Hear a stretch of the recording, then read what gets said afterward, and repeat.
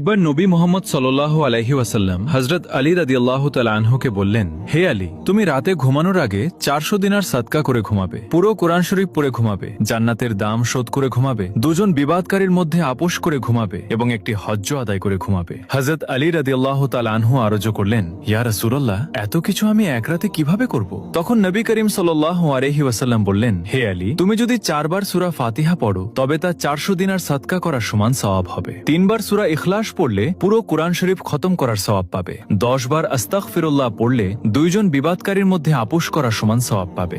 10 বার দরুদ শরীফ পড়লে জান্নাতের দাম শোধ করার সওয়াব পাবে। এই পৃথিবীতে বিশ্বাসের দাম বড্ড বেশি। এই পৃথিবীতে সবচেয়ে দামি জিনিস কি? বিশ্বাস। বিশ্বাস ছাড়া এই জগৎ চলে? স্বামী স্ত্রীর সম্পর্ক কিসের উপর টিকে থাকে বলেন তো? হ্যাঁ, বিশ্বাসের উপর টিকে থাকে। স্বামী স্ত্রীর সম্পর্ক টিকে থাকে বিশ্বাসের উপর।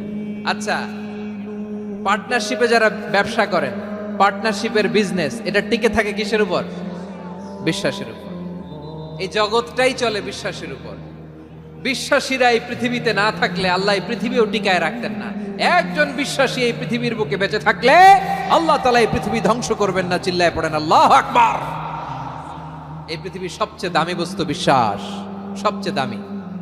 বিশ্বাস দিয়ে এই পৃথিবী চলে। 3টি সুন্দর হাদিস যেগুলো শুনলে আপনার মন খুশিতে ভরে যাবে। নাম্বার 3, আল্লাহ তাআলা বলেন, তোমরা আমাকে মনে রেখো, আমি তোমাদের মনে রাখবো। নাম্বার 2, আমাদের নবী মুহাম্মদ সাল্লাল্লাহু আলাইহি ওয়াসাল্লাম বলেছেন, যে মুসলমান প্রতি ফরজ নামাজের পর আয়াতুল কুরসি পাঠ করে তার এবং জান্নাতের মাঝে কেবল মৃত্যুটুকুই ব্যবধান থাকে। নাম্বার 1, আমাদের নবী সাল্লাল্লাহু আলাইহি সাল্লাম দোয়া করেছেন, হে আল্লাহ, ওই মুসলমানের চেহারা উজ্জ্বল করে দিও যে আমার হাদিস পড়েছে অথবা শুনেছে এবং তা অন্যের কাছে পৌঁছে দিয়েছে, তার চেহারাও কিয়ামতের দিন উজ্জ্বল করে দিও। তাই কমেন্টে সুবহানাল্লাহ লেখো।